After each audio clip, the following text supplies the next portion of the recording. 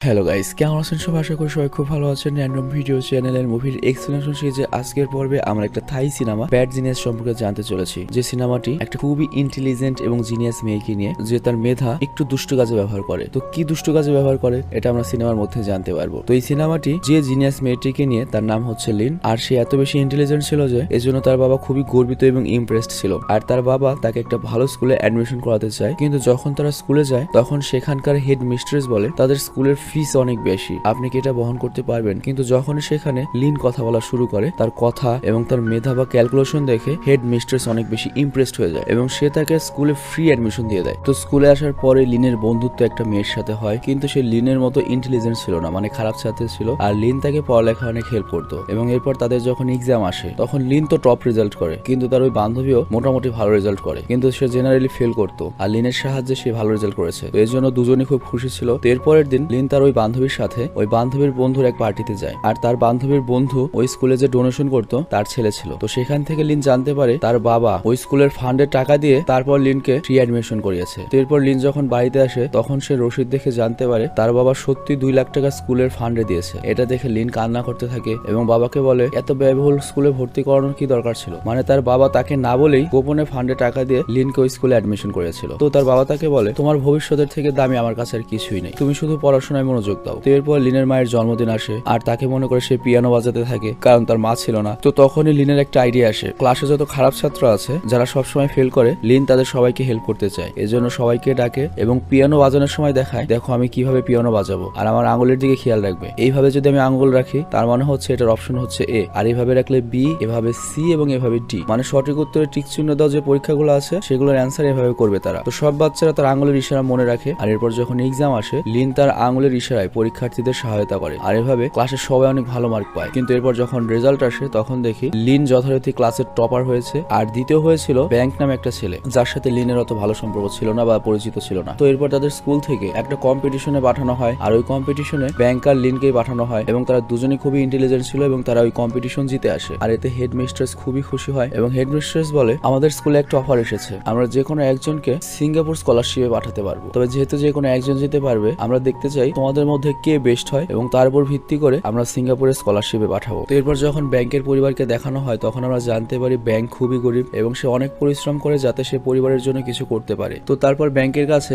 লিনের এক বন্ধু আসে এবং তাকে বলে ব্যাংক তুমি কি তোমার বইটা আমাকে দেবে, কারণ তুমি অনেক ভালো নোট করতে পারো, ওটা দেখে আমি পড়তে চাই। কিন্তু ব্যাংক বলে সরি আমার নিজেরই পড়তে হবে। তখন ছেলেটি রেগে বলে তুমি কখনোই কাউকে সাহায্য করো না, কিন্তু লিন দেখো নতুন এসে আমাদের কত সাহায্য করে এবং আমাদের এক্সামেও আমাদের হেল্প করে। মানে মুখ ফসকে গোপন কথাটা বলে দেয়। আর এটা শুনে ব্যাংকের অনেক খারাপ লাগে। আর যখন পরীক্ষা শুরু হয় তখন ব্যাংক এটা খেয়াল করতে থাকে লিনকে সত্যি 2 নম্বরই করে ওর বন্ধু বান্ধবীদের পাশ করাচ্ছে। তো এক্সাম যখন শুরু হয় আর তারপর যখন প্রশ্নপত্র দেওয়া হয় তখন তারা দেখে 4 ধরনের প্রশ্ন দেওয়া হয়েছে, মানে প্রশ্নে 4টি সেট ছিল। তো লিনের কাছে 1 নম্বর সেট এসেছে এবং সে সবাইকে ইশারা দিয়ে বলে আমার কাছে 1 নম্বর সেট এসেছে। তো শুধুমাত্র যারা ওই 1 নম্বর সেটের প্রশ্ন পেয়েছে শুধুমাত্র তারাই লিনের সাহায্য নিতে পারবে, আর বাকি বাচ্চারা ফেল করবে। তো তখন লিন তাদের সাহায্য করতে শুরু করে আর ব্যাংক এটা নোটিস করে, আর সে তাড়াতাড়ি গিয়ে পরিদর্শকের কাছে এটা বলে, আর পরিদর্শক বলে আমি ব্যাপারটি লক্ষ্য করছি। তো এরপর সবাই যখন পরীক্ষা দিয়ে বের হয় তখনই হেড মিস্ট্রেস লিনকে তার অফিসে ডাকে এবং যখন লিন ভেতরে যায় তখন দেখে ব্যাংক সেখানে আগে থেকেই বসে রয়েছে। মানে হেড মিস্ট্রেসের কাছে ব্যাংকই কমপ্লেনটা করেছিল। তো হেড মিস্ট্রেস লিনকে জিজ্ঞেস করে তুমি কি চিটিং করতে এখানে এসেছো? লিন অনেক ঘাবড়ে যায়। আর এরপর লিনের বাবাকেও কল করা হয় আর বলা হয় আপনার মেয়ে সবাইকে চিটিং করে পাশ করাচ্ছে, আমরা তো ওকে এজন্য স্কুলে এডমিশন দেইনি। এবং তার বাবাকে অনেক কথা শোনায় আর লিন এটা শুনে অনেক কষ্ট পায় এবং হেড মিস্ট্রেসকে রেগে বলে আপনি এটা কেমন কথা বলছেন, যা কিছু বলার আমাকে বলেন, আমি দোষ করেছি, আমার বাবাকে কেন বলছেন? আর এতে হেড মিস্ট্রেস আরো রেগে যায় এবং লিনকে বলে তোমার সিঙ্গাপুরে যাওয়ার চান্স ক্যান্সেল, এর সাথে তোমাকে স্কুল থেকে বের করে দেওয়া হবে। কিন্তু পরে লিনের বাবার রিকোয়েস্টে ম্যাডাম এক শর্তে তাকে স্কুলে রাখতে সম্মত হয়, সেটা হচ্ছে সে ফ্রিতে পড়তে পারবে না এবং সিঙ্গাপুরের স্কলারশিপও বাদ। তো এরপর লিন বলে ঠিক আছে আর সেখান থেকে বাড়ি চলে আসে। আর বাড়িতে আসার পর তার বাবার কাছ থেকে অনেক বকা খায়। আর তখনই লিনের বেস্ট বান্ধবী কল করে এবং তাকে একটা হোটেলে ডাকা হয় এবং সেখানে এক বিশাল ধনী লোক লিনের সাথে কথা বলে। আর এ হচ্ছে লিনের বান্ধবীর বন্ধুর বাবা। তো সে বলে আমার ছেলে একটা ইন্টারন্যাশনাল পরীক্ষা দেবে আর আমি চাই আমার ছেলে ওটাই পাশ করুক, আর এর জন্য তোমাকে সহায়তা করতে হবে। আর এছাড়াও লিনের বান্ধবী ওই পরীক্ষা দেবে আর ওই পরীক্ষায় পাশ করলে তারা অনেক ভালো জব পাবে, আর তারা নিজ থেকে কখনোই পাশ করতে পারবে না। আর এর জন্য লিনকে ডাকা হয়েছে যাতে সে সাহায্য করতে পারে, আর যদি পাশ করাতে পারেও তাহলে লিনকে 6 লক্ষ টাকা দেওয়া হবে।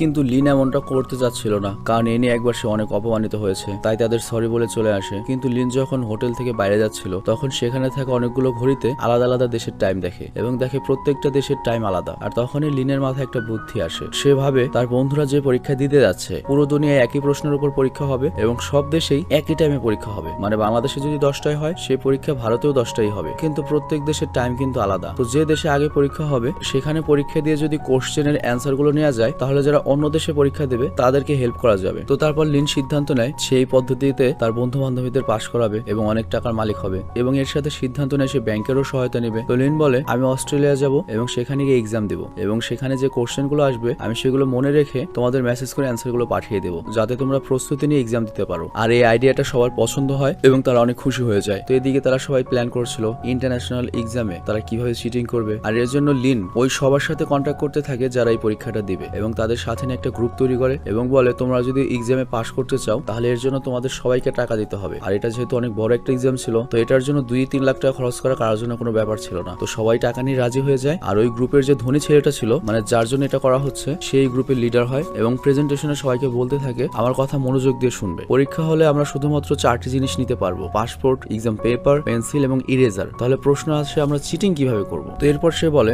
লিন অস্ট্রেলিয়া পরীক্ষা দিতে যাবে, সেখানের এক্সাম গুলো দিয়ে কোশ্চেন এবং অ্যান্সার মনে রাখবে আর সেগুলো টেক্সট করে আমাদের পাঠিয়ে দেওয়া হবে। আর তারপর আমরা পেন্সিলের উপর এরকম যে বারকোড থাকে সেই কোডটা ইউজ করব পরীক্ষায় চিটিং এর জন্য। তো কি করব আমরা, দেখো পেন্সিলের উপর যে কোডগুলো রয়েছে এটার মধ্যে সবচেয়ে যেটা মোটা সেটা হবে এ, তার চেয়ে চিকন বি, তার চেয়ে চিকন সি, তার চেয়ে চিকন ডি। তো প্রথম প্রশ্নের উত্তর যদি এ হয় তাহলে প্রথমটা মোটা হবে এবং এভাবেই 50টি প্রশ্নের উত্তরই সাজানো হবে এবং ওই অ্যান্সারের উপর ভিত্তি করে আমরা প্রত্যেকটা পেন্সিলে ওই বারকোড আমরা নিজেরা বানিয়ে নেব এবং পেন্সিল দেখে আমরা পরীক্ষা দিতে পারবো। তো এরপর তারা প্ল্যান অনুযায়ী কাজ শুরু করে আর সেই হিসাবে লিনার ব্যাংক অস্ট্রেলিয়া পরীক্ষা দিতে গিয়েছে এবং এই পরীক্ষায় মোট 3টি ব্রেক দেওয়া হয়। তো প্রথম ব্রেক শেষ হলে ওই প্রথম ব্রেকে যে প্রশ্ন এসেছিল সেগুলোর সবগুলো অ্যান্সার ওয়াশরুমে গিয়ে বন্ধুদের মেসেজ করে দেয়। আর দ্বিতীয় ব্রেকে লিন গিয়ে এমনটা করে। আর যখন তৃতীয় ব্রেক হয় তখন ব্যাংক ওয়াশরুমে গিয়ে একটু বেশি সময় দেরি করে আর তাই সেখানে পরীক্ষক চলে আসে এবং দরজা খুলে ফেলে কারণ তার সন্দেহ হচ্ছিল যে ব্যাংক এত বারবার কেন ওয়াশরুমে যাচ্ছে। তো তখন ব্যাংকের হাতে মোবাইল দেখতে পায় এবং তাকে ধরে ফেলা হয়। আর অন্যদিকে লিন ওয়াশরুমে যেতে পারছে না কারণ সেখানে আরো কিছু লোক ছিল আর এটা ছিল তৃতীয় সেকশনের পরীক্ষা, মানে তৃতীয় আলাদা কোশ্চেনের পরীক্ষা। তো এদিকে আবার ব্যাংকও আসছে না। তো লিন ভয় পেয়ে যায় ব্যাংকের নিশ্চয়ই কোনো সমস্যা হয়েছে। তো থার্ড সেকশনের পরীক্ষার অ্যান্সার যখন লিন পুরোপুরি মেমোরাইজ করেছে তখন লিন ভাবে আমার তো আর পরীক্ষা দেওয়ার দরকার নেই, আমরা তো এসেছি প্রশ্ন নিতে। তো সে তার মুখে পেন্সিল ঢুকিয়ে বমি করে, মানে তাড়াতাড়ি বাইরে গিয়ে মেসেজ করে পাঠিয়ে দেবে প্রশ্নের অ্যান্সার গুলো। তো বমি করে সে ওয়াশরুমে যায় এবং বলে আমার শরীর খারাপ লাগছে, আমি পরীক্ষা দিতে পারবো না। কিন্তু তখনই সেই পরীক্ষক যে ব্যাংকে ধরেছে সে আসে এবং বলে সরি ম্যাম, আমরা আপনাকে যেতে দিতে পারি না, আপনাকে অবশ্যই পরীক্ষা শেষ করতে হবে এবং পরীক্ষা শেষে আপনাকে আমরা জিজ্ঞাসাবাদ করব।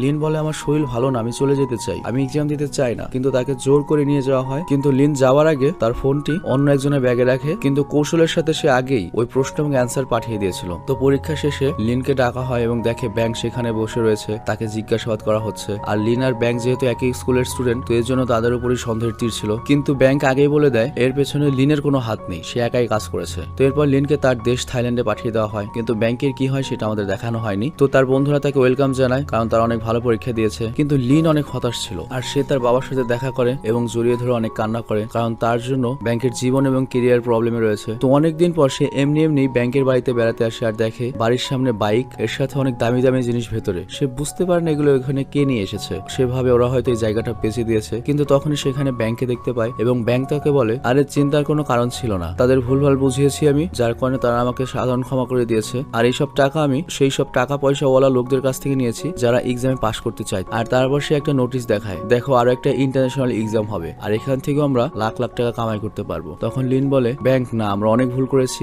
আর ভুল করতে চাই না। তখন ব্যাংক লিনকে ব্ল্যাকমেইল করে, বলে তুমি যদি আমার কথায় রাজি না হও তাহলে আমি সবকিছু সবাইকে বলে দেবো যে তুমি আমার সাথে ছিলে। কিন্তু লিন তার কথায় রাজি হয় না এবং সেখান থেকে চলে যায়। আর সিনেমার শেষ দৃশ্যে আমরা দেখি লিন কোনো পুলিশ অফিসারের সামনে জবানবন্দি দিচ্ছে এবং বলছে আমি ইন্টারন্যাশনাল এক্সামে চিটিং করেছি এবং কিভাবে আমি মানুষদের হেল্প করেছি, মানে সবকিছু সে বলে দিচ্ছে। তো এর মানে হচ্ছে সে তার ভুল বুঝতে পেরেছে এবং এজন্য সে অনেক লজ্জিত ছিল। আর এখানেই সিনেমাটি শেষ হয়ে যায়। তো যাই হোক, সিনেমার কাহিনীটা অনেক ইউনিক ছিল এবং এই সিনেমা দেখে যারা স্টুডেন্ট রয়েছেন তাদের মনে হচ্ছে কেন আমি লিন হইলাম না, কিংবা এরকম কোনো প্রযুক্তি যদি থাকতো না পড়ে আমরা পাস করতে পারতাম, কত মজারই না হতো। আসলে সিনেমা শেষে আমি শর্টকাটে একটা কথা বলতে চাই, আমার এডুকেশন সিস্টেমটা পছন্দই হয় না। আমাদের ক্লাস 1 থেকে যখন গ্রাজুয়েশন কমপ্লিট করি তখন আমার ইংরেজিতে অনেক কাছে থাকে, কারণ ইংরেজির যে বিষয়গুলো পড়ানো হয় সেগুলো আসলে রিয়েল লাইফে কোনো কাজেই লাগে না। কিন্তু নর্মালি দেখেন যে স্পোকেন ক্লাসগুলো আছে যেগুলো 3 মাসে বা 6 মাসের কোর্স হয়ে থাকে আইএলটিএস এর জন্য, সেই হিসেবে যদি ছোটবেলা থেকে আমাদের পদ্ধতিগতভাবে পড়ানো হতো তাহলে কিন্তু ক্লাস 10 পাস না করতে করতেই আমরা সবাই ইংরেজিতে অনর্গল কথা বলতে পারতাম। এছাড়া বীজগণিতের ব্যাপারটা দেখেন রিয়েল লাইফে কি কাজে লাগছে, পিতা পুত্রের অঙ্কটাই লাইফে কি কাজে লাগছে, যোগ বিয়োগ বিয়োগ গুণ ভাগে তো আমাদের কোনো কাজে লাগে না, ক্যালকুলেটর দিয়ে করি। তো ওভারঅল আমাদের ফুল এডুকেশনাল সিস্টেমে আমার যেটা মনে হয় অনেক অপ্রাসঙ্গিক পড়া রয়েছে, যেটার ভয়েই পোলাবান পড়া থেকে ঝরে পড়ে কিংবা ভয়ে স্কুলে যেতে চায় না। কিন্তু এই পড়ালেখাগুলোকে যদি বাস্তবমুখী করানো হতো তাহলে ছাত্রদের উপর এত চাপ থাকতো না, যার ফলে পড়ালেখার বাইরে অনেক ক্রিয়েটিভিটি বের হয়ে আসতো। এটা আমার পার্সোনাল ব্যক্তিগত মতামত। তো যাই হোক, ভালো থাকবেন, সুস্থ থাকবেন, টেক কেয়ার, আল্লাহ হাফেজ।